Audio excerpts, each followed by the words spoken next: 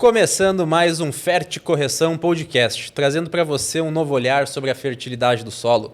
Eu sou Eduardo Barbosa, engenheiro agrônomo especialista em ferticorreção. Está no ar mais um episódio diretamente do Soil Bean Summit 2026, um evento em parceria com a equipe Field Crops e o professor Alencar Júnior Zanon. Então, hoje é mais um episódio dessa série que está indo ao ar toda quarta-feira. Então, se tu ainda não viu um episódio, vai ali aqui no nosso canal do YouTube, volta um pouquinho, assiste todos os outros vídeos que tem muito podcast bom. E dando sequência às nossas gravações, eu recebo aqui José Eduardo, então vão ser dois Eduardo hoje aqui para conversar. Seja muito bem-vindo. Muito obrigado, Eduardo. É um prazer aqui estar junto com vocês aí nesse podcast. Que legal. Hoje, para falar sobre irrigação, sobre manejo de água, vamos dar um spoiler aqui para o pessoal que veio um conteúdo muito bom por aí. Então, quem quer saber mais sobre irrigação, quando irrigar, qual que é a dificuldade, qual que é a vantagem, qual que é o benefício, fica de olho aqui. Não se esquece também de se inscrever aqui no nosso canal para não perder nada do que está acontecendo. Vamos lá. José, antes da gente começar aqui a entrar no tema, se apresenta aí para o pessoal te conhecer, falar um pouquinho da tua história, como é que tu chegou na irrigação. Fala aí para gente. Eduardo, eu venho de uma família muito vinculada à educação agrícola, né? Então, eu sou natural aqui de Sertão, meu avô foi muito tempo diretor da Escola Agrotécnica ali do Federal do Sertão. Depois meu pai trabalhou no Instituto Federal lá de Sombrio e é professor do técnico agrícola. Então eu sempre tive esse vínculo com o meio agrícola. Em 2010 eu fui fazer faculdade em Santa Maria, aí que eu conheci o professor Alencar Júnior Zanon. Eu fui o primeiro bolsista dele enquanto ele fazia mestrado.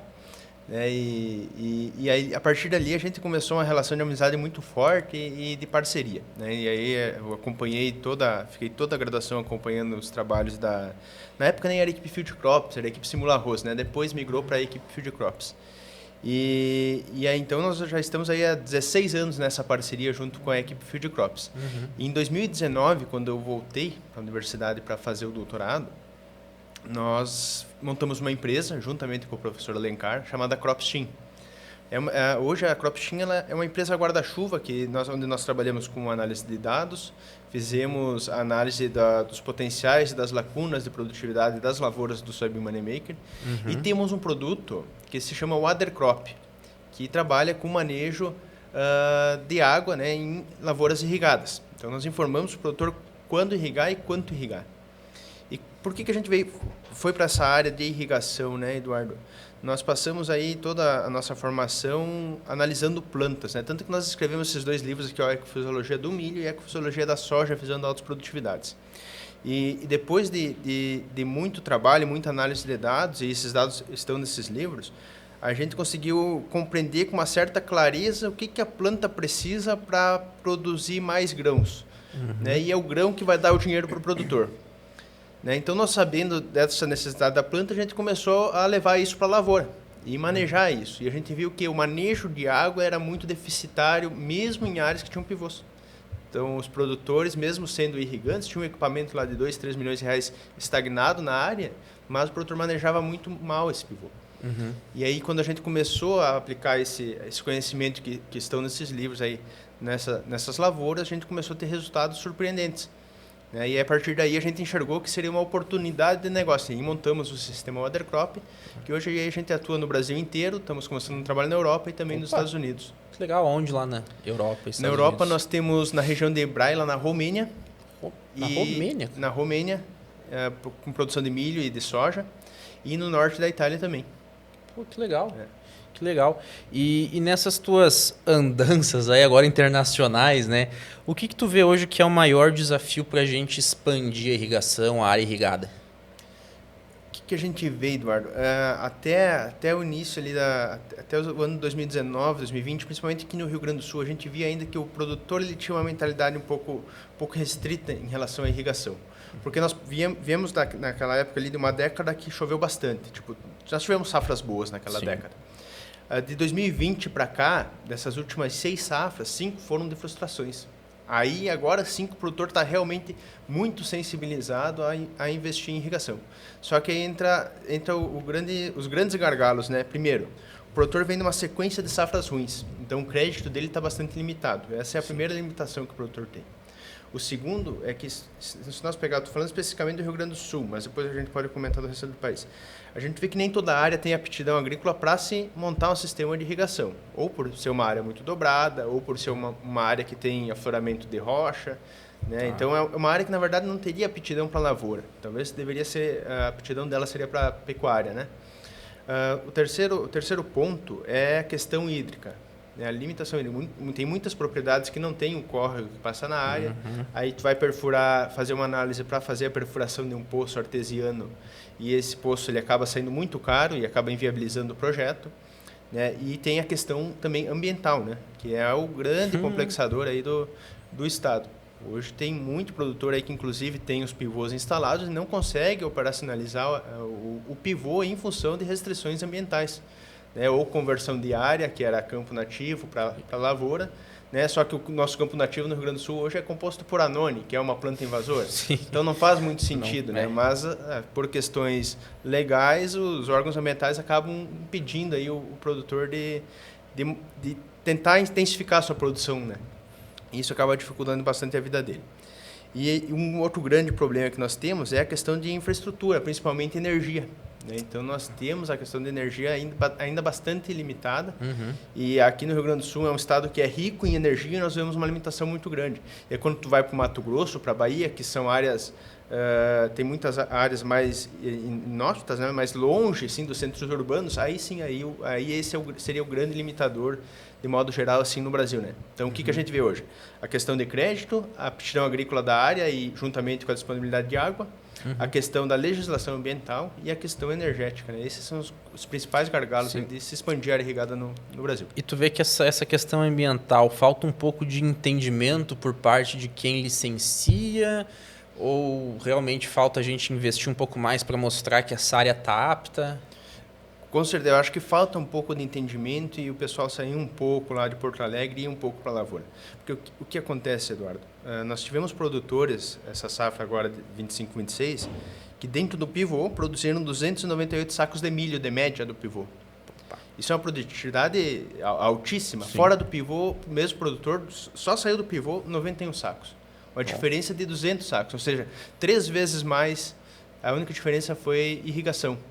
Então, se o governo quer melhorar a questão ambiental, não tem outro caminho se tu não investir em irrigação, porque tu intensifica a produção, tu produz mais alimento numa área muito menor e com uma disponibilidade de recursos também mais compactado, né? Então, a intensificação da agricultura ela passa por isso, né? Sim. Então, produzir mais investindo menos, né? E como que o produtor que está nos ouvindo, está nos assistindo, ele vai chegar a se dar conta que ele precisa de uma área irrigada? Digamos que um mundo perfeito, onde ele conseguiu crédito, onde a área tem aptidão, né? Onde talvez esses recursos hídricos estejam sobrando para ele fazer. Quando que ela deixa de ser um luxo, vamos dizer assim, e passa a ser uma necessidade? Cada vez mais, né, Eduardo, as margens estão menores, né? O custo está aumentando, o preço não reage não acompanha o crescimento do custo de produção. E então o produtor, a única forma de ganhar dinheiro é intensificando, produzindo mais na mesma área ou expandindo a área. A questão é, a expansão de área ela é limitada, principalmente, se pegar aqui a região que nós estamos, né, em Passo Fundo, nós já estamos saturados, não tem mais para onde expandir a área. Né, o Mato Grosso talvez tenha alguma coisa, aí tem as novas fronteiras agrícolas. Só que o custo para te abrir uma área hoje é muito alto. Né? E aí tu tem que ter um investimento, um caixa na empresa ou no teu negócio bastante alto para te investir em correção de solo, né? Para te investir numa abertura de uma área. E aí tu tem que ter, aí tu enfrenta os mesmos problemas da legislação ambiental para te abrir uma área nova, né? Tem que ser uma área que tu tem que ter um estudo climático para saber se chove nessa área ou não. Então o caminho ali passa pelo produtor produzir mais na área que ele tem disponível hoje. Né? E a partir do momento que o produtor tem uma boa correção de solo, corrigiu a fertilidade, a física de solo está adequada, ele tem ensaios de cultivar, escolhe as melhores cultivares todo ano para a lavoura dele. Qual que é o próximo passo? O próximo passo é entender se ele tem uma limitação de água ou não. Né? Aí ele identificando isso, aí sim. No caso, para nós aqui no Rio Grande do Sul, essa suplementação hídrica, ela se paga em questão de pouco tempo aqui na safra de verão. Quando nós vamos para o centro-oeste, lá nós temos uma distribuição de chuvas bem regulares durante a estação de crescimento do soja e no início do crescimento do milho. Mas quando a gente pensa em fazer uma terceira safra, ou seja, produzir mais dentro do mesmo ano, na mesma área, a gente precisa necessariamente de uma irrigação porque nós temos 6 meses de estação seca. Sim, né? O nosso inverno aqui é a seca lá, né? Isso aí. E pensando em custo hoje, podemos entrar mais específico, porque eu sei que varia para soja, varia para o milho, mas o que está girando o investimento inicial? Quanto tempo realmente o produtor consegue pagar? O que tu está vendo no mercado hoje? O que a gente vê? Uma tendência de aumento no custo do equipamento em si, né, do pivô central, em função do aumento do preço do minério. Porque é metal, é fiação, então tudo que envolve isso são os motores, daí tem combustível e tudo mais.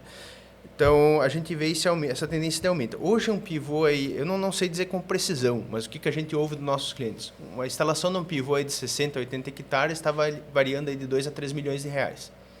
Então, tu imagina, o produtor muitas vezes investe para instalar esse equipamento, mas não tem o retorno esperado. Muitas vezes 50 mil por hectare. Por aí.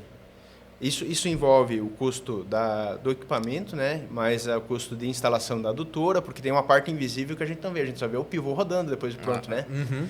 Mas tem aí toda a parte de motorização, tem a parte da adutora, tem a construção de barragens, que é muito caro. Então, está saindo em torno hoje aqui no Rio Grande do Sul, em torno disso aí.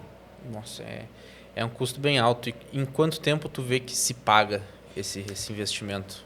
Vamos pegar esse exemplo aí desse produtor. Esse produtor que eu comentei, que produziu 298 sacos dentro do pivô e 91 fora do pivô, vamos fazer uma conta rápida aqui. Claro, é um cenário extremo porque é um produtor de alta tecnologia, que investe muito em fertilidade do solo, é um produtor altamente tecnificado, mas nesse caso, ele colheu aqui de diferença 207 sacos de milho, de diferença entre o irrigado e o sequeiro. Se nós colocar o preço de milho a R$60, dá R$12.400, só no milho. Fora a soja de segunda safra que a irrigação te possibilita fazer nessa mesma área, né? Se considerar só o milho, divide aqui por 40 mil por hectare o preço do pivô, ele pagaria o pivô em 5 anos. Em 3,3 anos. Em 3 anos, considerando só a lavoura de milho. Sim, tem mais a soja ainda aqui. Como ele tem mais a soja de segunda safra, hoje a gente estima. Depende muito como é que vai ser o cenário daqui para frente.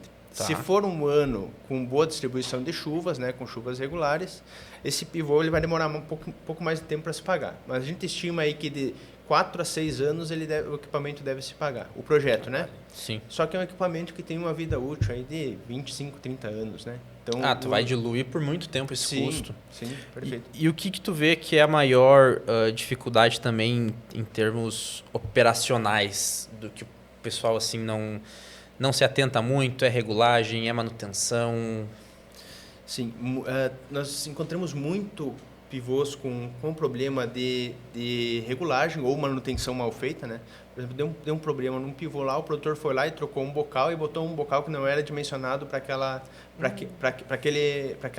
aquele local do bocal, né? Uhum. E aí ele ficou com a lâmina totalmente errada, né? Mudou a pressão na ponta do pivô, e aí tu tá chamando que tá colocando 10 milímetros de irrigação, mas na verdade no centro do pivô tu tá colocando 10, lá no final do pivô tu tá colocando 5. Né? Então, tem muito dessa questão. Outra questão é justamente o produtor ter a mentalidade de como se fazer uma irrigação correta. E aí, como é que o produtor passa a ter esse entendimento? Primeiro, ele precisa saber o quanto que o seu solo armazena de água. Esse é o primeiro passo. Tá. Né? Então, o produtor ele precisa saber o quanto o solo armazena de água e até que profundidade as raízes estão chegando. Então, por isso que também o Soybean Moneymaker faz essa caracterização, né, da distribuição de raiz, justamente para entender isso, né, até onde as raízes estão chegando e quanto ela tem de água disponível ali depois de uma chuva. O segundo passo é o produtor entender o que a planta está fazendo naquele momento, se ela está emitindo folhas, ou se ela está produzindo flores, ou se ela está enchendo grão, porque cada chuva que der em qualquer um desses 3 momentos, o efeito na produtividade vai ser diferente. Sim. Né? E o terceiro passo é o produtor manejar a irrigação com base no clima que você tem. Porque o que acontece, Eduardo? O que define... O clima é o que define o quanto que a planta está gastando de água a cada dia. Né? Então, quanto mais sol a gente tiver no dia, mais a planta vai gastar água. Esse é o primeiro ponto. O produtor tem que entender isso. Tá. É a mesma coisa que eu estender uma roupa no varal lá. Quanto mais quente, né, mais sol tiver, mais rápido essa roupa vai secar. Se tiver um tempo que nem hoje, que em Passo Fundo nublado, temperatura mais baixa, essa roupa vai demorar mais tempo para secar. A lavoura é da mesma forma. Só que o produtor tem que ter um entendimento do seguinte, que o clima define o quanto que a planta vai gastar de água. Só que a quantidade de água que nós precisamos manter no solo depende dessa transpiração da planta, desse gasto de água na planta. É que nem nós, se nós estamos trabalhando num dia de sol com calor, nós vamos beber 3 litros de água. Agora, num dia que nem hoje, nublado e frio, que a gente está aqui no evento, nós vamos beber 1,5 litro de água. Sim. Né? Então, o produtor tem que ter esse entendimento e manejar a disponibilidade de água em função disso. E aí entra uma questão importante, Eduardo, porque o que acontece? O produtor ele tem que ter ciência, muitos produtores investem em agricultura de precisão, investem no melhor fertilizante, mas não se dão conta de que aquele fertilizante, aquele nutriente só vai entrar na planta se tiver a água disponível no solo. Porque a absorção do nutriente é um processo dependente de água. E aí existe uma fase da cultura, nós chamamos na palestra, nós comentamos na palestra, que é chamada de fase crítica. É a fase em que a planta está definida no número de grão. Então, nessa fase, por que a gente fala isso? Porque o produtor, se número de grão é o componente de produtividade que mais se relaciona com a produtividade, o produtor tem que saber quando que a planta está definindo esse número de grãos. Então, existe um momento específico no soja e um momento específico no milho em que o produtor não pode errar a irrigação de maneira alguma, porque senão a perda de produção vai ser bastante grande, porque a planta vai sofrer por deficiência hídrica, vai abortar vagem, vai abortar o número de grão da espiga e também, junto com isso, vem a deficiência nutricional. Né? Porque a planta, a partir desse momento, é um momento que ela tem uma taxa de crescimento muito grande e ela, consequentemente, também deixa de absorver nutriente. Né? Sim, perfeito. E eu entendi aqui que, beleza, a gente precisa entender quanto que a planta faz a transpiração. Mas como é que é medida essa questão do armazenamento de água? O que tu leva em consideração? É o tipo de solo, profundidade, argila, silt, areia? Como que o produtor vê isso? Isso, Eduardo. Hoje, a forma mais simples de se fazer isso é por uma técnica chamada pedotransferência. Tá. Né? O produtor tem que mandar... O que determina o quanto que o solo vai armazenar de água é o teor de areia, silt, argila e matéria orgânica. É basicamente esses os componentes que vão definir quantos milímetros o teu solo armazena de água a cada centímetro de profundidade de raiz. Tá?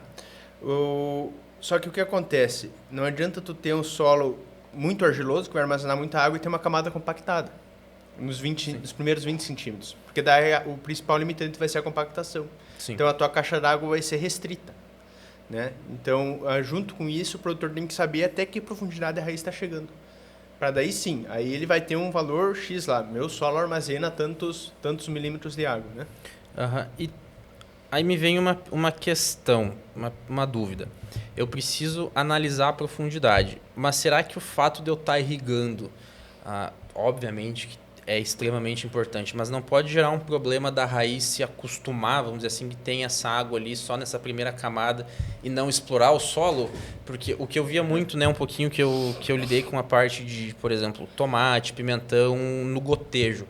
Cria aquele bulbo molhado que eles chamam e uma planta enorme, tu arranca a raiz, é um negocinho assim, e a hora que realmente aperta, que tu precisa segurar a água porque tu vê que teu açude ali está secando, aí dá um problema. Como é que tu enxerga isso? Esse é um mito que a gente vem tentando sensibilizar os produtores de não pensar dessa forma. Porque o que acontece? Quando tu tem muito produtor que faz isso, principalmente em feijão, restringe a água no vegetativo com a desculpa de que vai estimular o crescimento de raiz. Isso. Mas, na verdade, tu não estimula o crescimento de raiz. Se tu pegar uma raiz de uma lavoura irrigada e de uma lavoura que teve essa deficiência induzida por falta de água, tu vai ver que o tamanho da raiz é o mesmo. A diferença entre as plantas vai ser na parte aérea. Então, tu vai ver que a planta que foi induzida seca, ela vai ter uma parte aérea menor porque tu restringiu o crescimento pela falta de água. Sim. Mas o tamanho da raiz vai ser a mesma. Até porque a planta pensou em emitir mais raiz, né? Isso aí. O que aconteceu? Na verdade, mudou a relação parte aérea-raiz. Então, sim, a planta que tu induziu a seca, ela tem uma parte aérea menor, consequentemente ela vai gastar menos água para a mesma quantidade de raiz. A planta que tu está irrigando 100%, ela tem uma parte aérea maior e tem o mesmo tamanho de raiz. Só que se tu limitou o crescimento de parte aérea da planta com um déficit induzido, consequentemente tu já vai ter perda de produção porque tu está limitando a fotossíntese da planta. Né? Se está limitando a fotossíntese, é menos carboidrato entrando para a planta depois produzir grão. Né? Uhum. E pensando em manejo fitossanitário, tem que ter algum cuidado a mais por eu estar sempre molhando, daqui a pouco um mofo, algo que realmente se desenvolve melhor numa umidade? Sim, isso sim. Essa abordagem a gente traz no livro Ecofisiologia da Soja visando altas produtividades. Porque existe uma relação muito clara entre a incidência de doenças e a quantidade de umidade disponível para a planta, né? Não a umidade no solo, mas sim a umidade relativa do ar, né? E, junto com temperatura. Então, sim, e aí nós temos uma curva ali que mostra que com uma aplicação de fungicidas, tu pode produzir até tantos quilos por hectare. Daí, quando tu tem potenciais de produtividade maiores, próximos a 6 toneladas por hectare, aí a necessidade entra para 4, 5 aplicações de fungicida. Isso pensando em soja, mas muito em função do ambiente ser muito favorável à doença. Então, sim, o que o produtor não pode fazer, e isso é uma prática muito comum, e 90% dos produtores fazem, é, por exemplo, a lavoura está precisando de água hoje e o produtor deixa de irrigar para fazer a aplicação de fungicida. Só que o produtor ele tem que ter ciência de que se ele atrasar um dia a aplicação de fungicida, a perda de produção dele não vai ser tão grande quanto aquele dia de déficit. Principalmente, se tu pegar a janela de aplicações de fungicidas no soja, tirando a aplicação V0 ali, né? Vai do florescimento até a metade do enchimento de grão. Sim. É nesse momento, né? Então, é nesse momento que o produtor faz a aplicação de fungicida e é nesse momento que a planta está definindo os componentes da produção. Então, se tu tem um dia de déficit nesse intervalo, o teu impacto na produtividade é muito maior do que se tu deixasse para fazer essa aplicação de fungicida num dia que não tivesse a indicação de irrigação. Uhum. Né? E a gente vê o contrário. O produtor muitas vezes para o pivô para fazer a aplicação de fungicida. Aí tu vai lá de tarde, daí tem sintoma de fitotoxicidade, a planta está virando a folha. Então ele tem, além dele ter o estresse por falta de água, ele tem o estresse ainda pelo produto, né? Porque tu aplicou num produto numa condição ambiental que não era favorável para a planta. E tu vê que hoje, produtores que têm irrigação, esse manejo correto, ele está sendo utilizado ou eles ainda precisam buscar mais? E o que a gente pode ajudar eles nesse sentido?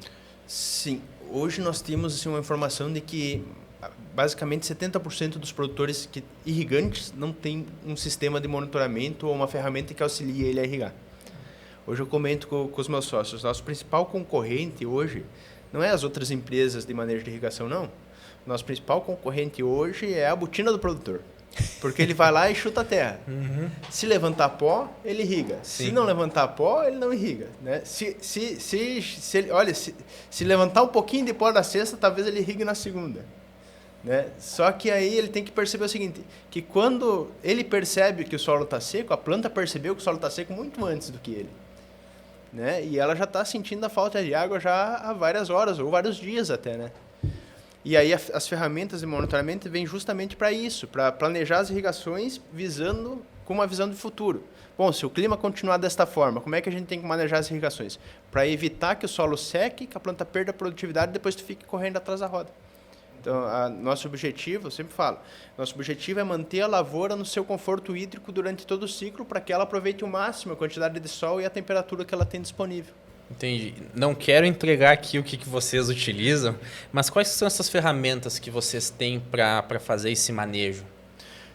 Hoje o principal, Eduardo, é ter uma boa caracterização de solo. O segundo ponto, e o mais importante talvez, é ter uma estação meteorológica na fazenda. Essa é uma ferramenta que todo produtor deveria ter. Porque a estação meteorológica, como eu comentei antes, ela que vai te medir a temperatura do dia, ela que vai te medir a radiação solar, ela que vai medir a velocidade do vento e a umidade do ar, que são os fatores que vão definir o quanto que a lavoura vai consumir de água. Né? E aí, claro, com base na data de plantio e na cultivar que o produtor utilizou, a gente tem uma noção de como vai se dar o crescimento da planta ao longo do ciclo de desenvolvimento. E aí o crescimento da planta, né, o consumo de água vai estar relacionado ao índice de área foliar. Quanto mais folha, mais vai ser o gasto de água do solo, né? Quanto menor o índice de área foliar, menor vai ser esse gasto. Então, com essa caracterização climática, com essa caracterização de solo e esse entendimento de planta, a gente consegue fazer esse manejo um pouco mais assertivo aí de irrigação. Pô, que legal. E fiquei pensando nessas estações meteorológicas, muitas vezes pode ser um pluviômetro, uma coisa simples, ou precisa realmente ser algo mais tecnológico? Não, antigamente, Eduardo, nós tínhamos estações aí com preço bastante caro no mercado. Hoje, a gente consegue importar estações meteorológicas aí num preço muito acessível. Né? Em questão assim, de R$5.000, o produtor consegue adquirir uma estação meteorológica e ele não precisa ter uma estação em cada talhão. Tem uma estação meteorológica que mede essas variáveis de temperatura, radiação solar, velocidade do vento e umidade relativa. Tem uma na sede da fazenda, porque a variação desses elementos meteorológicos, num raio aí de 10, 15 quilômetros, não vai mudar muito, né? A temperatura daqui que está hoje agora aqui, daqui a 15 quilômetros de distância daqui, vai estar basicamente a mesma. Né? O que muda bastante é chuva. Né? Então, como que a gente monitora hoje a irrigação? A gente instala uma estação meteorológica na fazenda e nos pivôs tem os pluviômetros, que daí o produtor faz a leitura das chuvas, né? E insere no sistema, e o sistema reajusta todo o manejo de irrigação com base nessas informações. Pô, legal, essa da estação realmente é algo novo para mim. E nessa loucura que nós estamos vivendo de um futuro El Niño, daqui a pouco para de chover, daqui a pouco chove muito, como é que o produtor pode se preparar para esses extremos climáticos? Que eu pensaria assim, poxa, esse ano vai chover muito, então vou precisar de um pivô que tire água. Mas ano que vem talvez tenha uma seca e eu penso em pivô, como é que ele se programa, o que passa na cabeça do produtor com todas essas dúvidas e o que a gente pode ajudar eles aqui a tomar uma decisão mais assertiva. Sim, perfeito. Eduardo, é o seguinte, por mais que a gente tenha uma previsão de El Niño aqui para o sul do Brasil, né, que se caracteriza como um ano um pouco mais de chuva, né? No centro-oeste é o inverso. Né? Atrasa um pouco o início das chuvas, as chuvas cessam um pouco mais cedo também, né? E são chuvas mais espacializadas também comparado aos anos de laninha. Isso para o centro-oeste. Para o sul do Brasil, chove mais e em anos de laninha chove menos. Só que por mais que chova mais aqui no Rio Grande do Sul, né, com essa previsão de El Niño, o dezembro e o janeiro, na média histórica, o saldo sempre é negativo, porque as chuvas são mal distribuídas. A grande parte das chuvas que nós temos nos anos de El Niño, aqui para o sul do Brasil, elas são concentradas em final de setembro, outubro e início de novembro. É a chamada enchente de São Miguel. Outubro, historicamente, é o mês que mais chove. Sim. No Rio Grande do Sul. Então, o problema, a gente sabe que a transição da primavera-verão vai ser chuvosa, né? Talvez não precise irrigar, principalmente o milho, né? Que vai estar ali próximo do pendoamento, mas a gente sabe lá que em dezembro, em janeiro, por mais que seja um ano de El Niño, vai necessitar de irrigação, porque o saldo sempre é negativo. Né? E a gente não sabe como vai estar espacializado essas irrigações. Não adianta chover 200 milímetros na média de dezembro se esses 200 milímetros estão concentrados em 10 dias. Tem ainda 20 dias, né?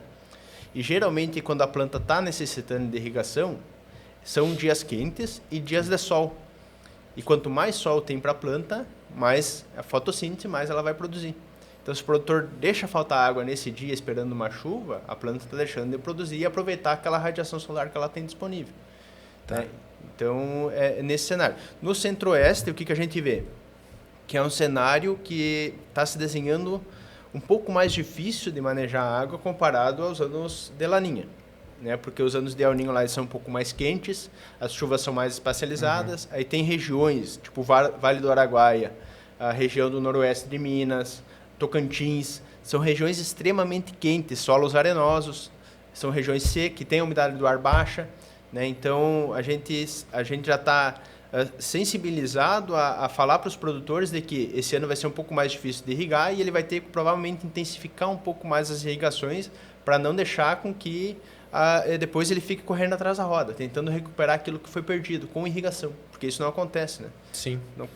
Muito bom. E o produtor que ele tem, o sistema está funcionando, beleza, existe algum número de uma porque assim, eu digo que é sempre uma previsão de chuva, né? Não é realmente, daqui a pouco tu pega um aplicativo ali, por mais confiáveis que estão hoje, né, as tecnologias de previsão de tempo, ele pensa assim, poxa, eu acho que eu não preciso irrigar hoje porque vai chover amanhã, mas e se não chover, como é que ele se prepara para isso? Essa dúvida ali que eu imagino, ele com o celular aqui, não, amanhã vai chover, mas será que chove? E aí eu posso botar água hoje, mas amanhã chove e aí dá um excesso e causa prejuízo. Sim, esse é um grande gargalo. Se a gente tivesse a certeza de que choveria amanhã, ok. Dependendo da fase da cultura, né, pega um milho no vegetativo, um soja no vegetativo, tranquilo, talvez daria para aguardar a chuva. Só que, primeiro, tu não tem a certeza se vai chover. Isso aí. Né? Se tu não tem assertividade que vai chover, tu tem que estar sensibilizado que talvez a falta de água no dia de hoje, ela vai impactar mais do que o excesso de água no dia de amanhã. Né? Então, quando a gente trabalha com monitoramento de irrigação, o nosso objetivo é não deixar a planta passar sede. Então, faz a irrigação, garante que a tua planta vai produzir o máximo possível, e depois, se vir a chuva, beleza, a chuva vai amenizar a temperatura, vai auxiliar, né, a cultura, inclusive. Né? Mas não deixa a tua planta passar por estresse, porque a partir do momento que ela passa por estresse, se dependendo do estágio que ela está, a perda de produção pode ser bastante grande. Na dúvida, em últimos casos, irriga. Irriga. Tá. Irriga. Perfeito, José. Acho que ficou muito bom esse nosso bate-papo. E algo que talvez a gente não tenha comentado aqui, tu falou lá na palestra, que tu apresentou algum dado que tu acha importante também a gente trazer aqui para o pessoal que está nos vendo, que está nos escutando. Isso. Vou trazer um indicador bastante interessante, Eduardo, que nós chamamos de produtividade de água. Tá. Ou seja, quantos quilos o produtor pode produzir por milímetro efetivo, ou seja, o milímetro que a planta absorveu. Tá. Nós trouxemos na palestra o seguinte dado, que a cada milímetro de soja, cada milímetro de água, a soja tem que produzir 9 quilos de grãos. Esse é um indicador também de eficiência do manejo. Se o produtor está produzindo 5, 6 quilos por milímetro de grãos por milímetro de água, né, significa que ele está sendo ineficiente em alguma parte do manejo.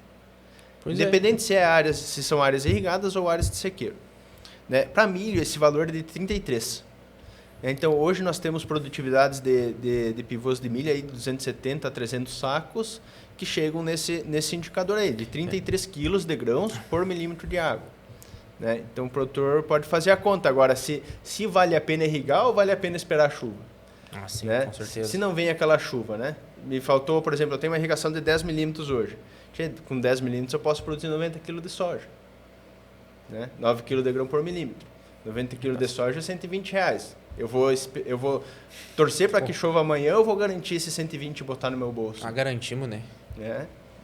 Então, esse é indicador de eficiência, tanto da eficiência do uso da água, como também uma eficiência de manejo, né? Uhum.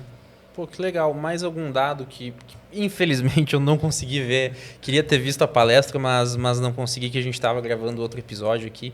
Algum outro dado que seja importante, que talvez esteja aqui, que tu quer comentar um pouquinho? Eduardo, o que a gente vê? Na média histórica, o produtor gaúcho hoje perde... isso foi meu trabalho de doutorado. Uhum. A estimativa que ele tem de perda na média histórica dos anos é de 2.000 quilos de soja ao ano.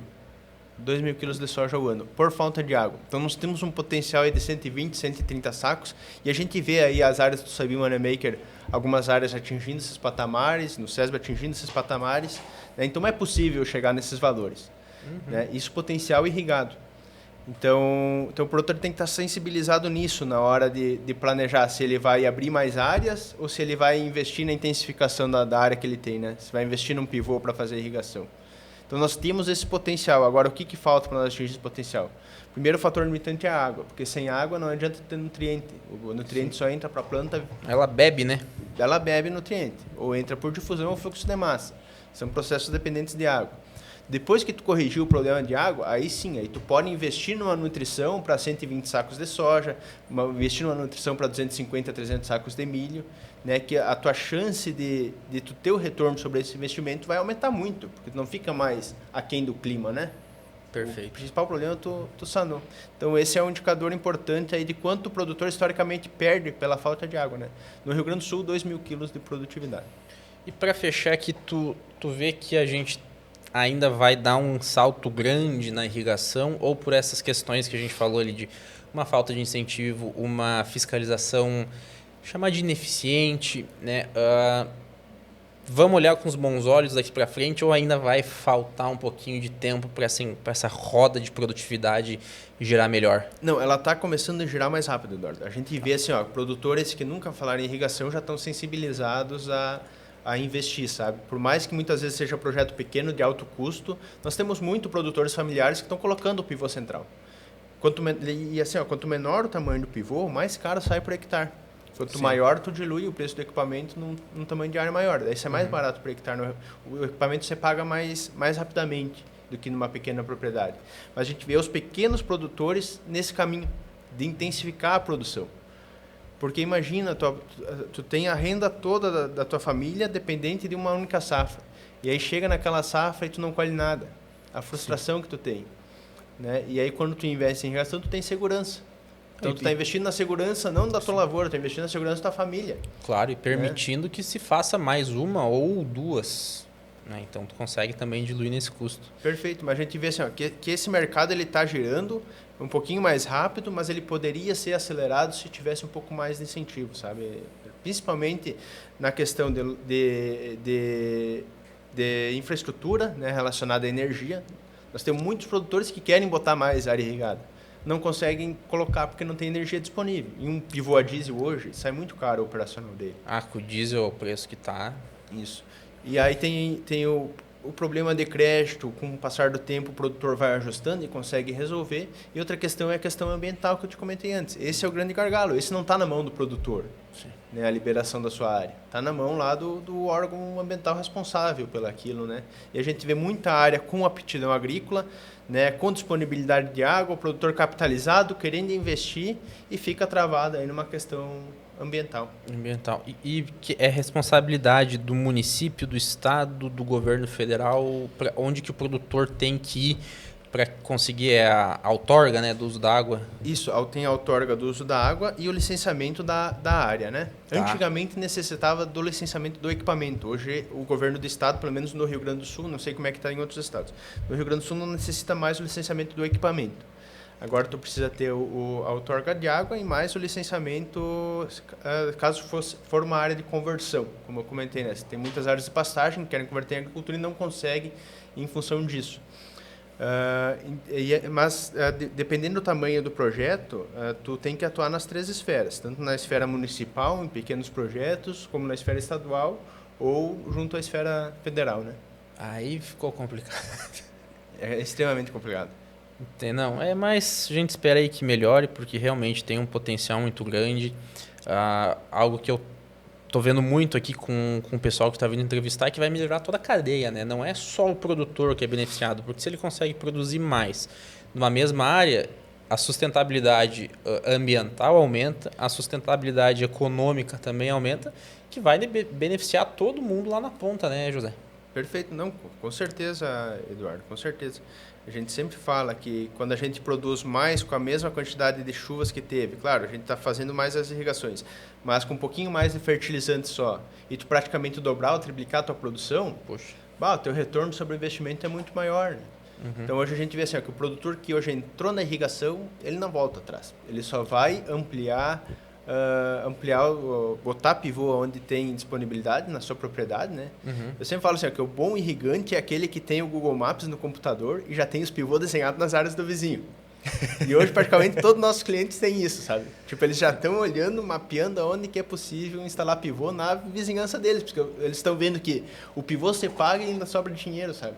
E com o passar do tempo, eles estão vendo que, agora, depois que eu botar pivô em toda a minha área, como é que eu vou expandir? Eu vou ter que comprar alguma área. Sim. E essa área tem que ter aptidão para também eu botar irrigação, porque sem irrigação... Esse foi um aprendizado que a gente teve nos Estados Unidos. Quando a gente foi para os Estados Unidos a primeira vez, isso em 2021, com alguns clientes, ali da Alegrete, Manuel Viana, a gente chegou lá e é uma região muito parecida com a fronteira oeste. É uma região extremamente quente, extremamente seca.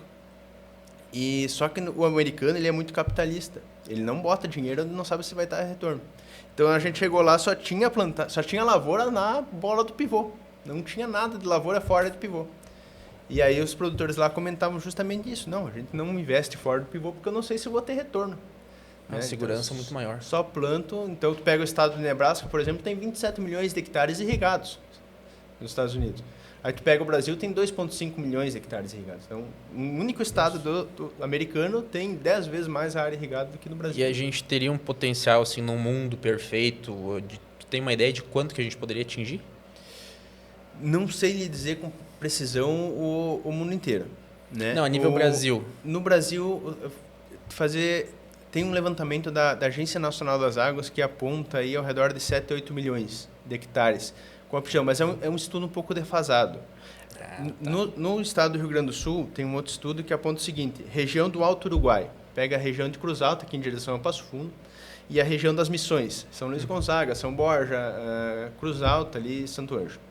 Essas duas regiões juntas, elas têm um potencial efetivo de aumentar a área irrigada em 700 mil hectares. Poxa.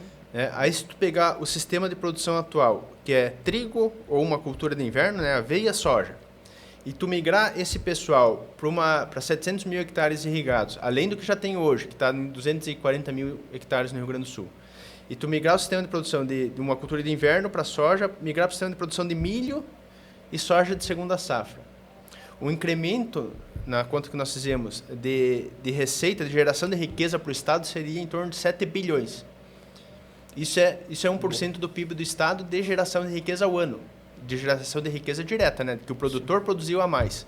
Isso fora toda a movimentação de frete, de compra de fertilizantes, né? De comércio de insumos. Pô, mas aí realmente acho que o governo aí precisa estar a par desse dado, porque é muita coisa. Então, é isso aí. Então, tu imagina, assim, um estado que depende aí 30%, 40% do PIB estadual, né?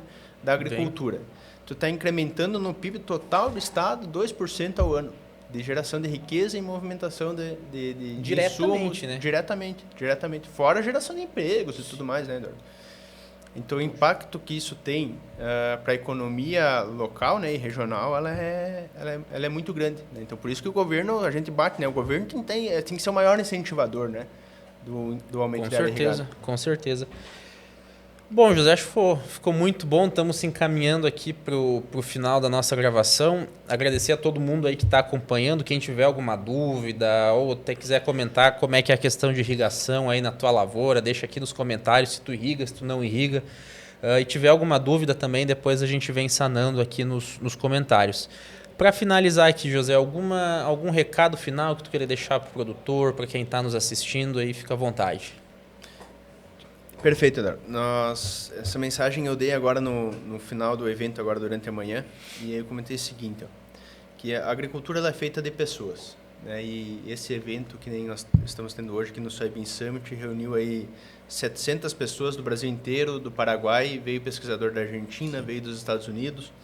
Né? Então, o produtor ele tem que se comunicar um pouco mais, tem que ir atrás de informação, ir atrás de conhecimento. Aqui está 2 exemplos, nós temos 2 livros aqui com informações fantásticas, porque não adianta tu querer um resultado diferente se tu faz sempre a mesma coisa. Perfeito. Né? Então, a mensagem que a gente deixa é: busquem conhecimento, busquem tecnologia, né? Tenham um senso crítico para saber o que é a picaretagem e o que é a coisa séria, né? E deem ouvidos para quem tem um histórico idôneo, né? Para quem tem um bom currículo, para quem tem realmente muito conhecimento e que esse conhecimento possa ser aplicado na tua lavoura. Então essa é a mensagem que a gente deixa. Hoje a gente trabalha dentro do Othercrop com manejo de áreas irrigadas, né? Mas nós temos muito conteúdo nas nossas redes sociais que se aplicam a áreas de sequeiro.